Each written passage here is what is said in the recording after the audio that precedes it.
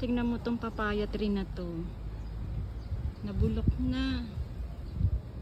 Pwede pa kayang kainin tong fruit niya. Etong iba talagang bulok na.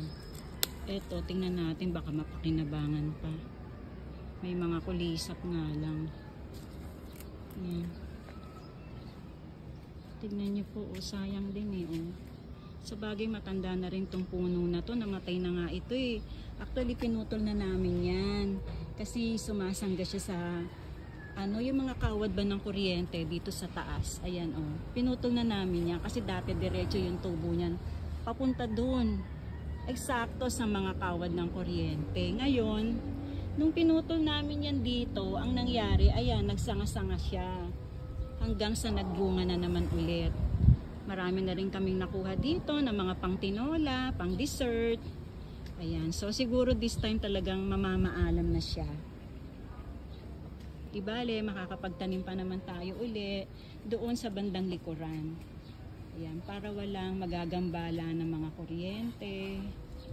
Hala, nagulat ako, may daga. Ayun. Nga naman pagka ganitong parang may mga bukid-bukid na area, nandyan talaga ang mga bisita natin. Tingnan mo to. Ayan o. Oh, diba? Nasa mababang bahagi lang. Kukuhanin ko na yan mamaya. Siyempre, itong ating mga kamatis. Na laging malaki ang ating pakinabang. Ayan. Yan ang buhay ng plantita.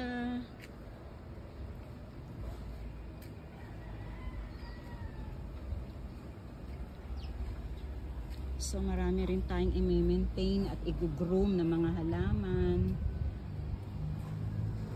Hindi lang tayo basta nagtatanim. Ayan o, diba? Pag namumunga na talaga yung kamatis, ganito yung mga nagiging itsura. Ano po? So kailangan ko na rin bawasan yung mga dahon na yan.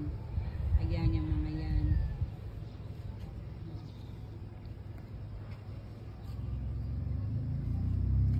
Magandang umaga po sa lahat. Muli ito po ang The Late Bloomer.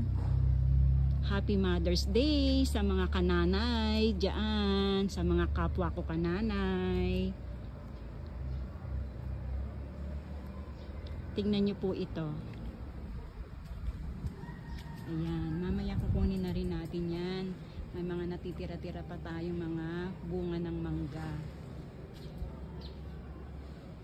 Ayan. Ayun pa, medyo marami pa doon. Medyo mataas nga lang. Ayan. Ano ba tong ginagawa ko ngayon? A day in a life of a plantita. Thank you so much po sa pagsubaybay sa The Late Bloomer. Magandang umaga sa lahat. Happy planting!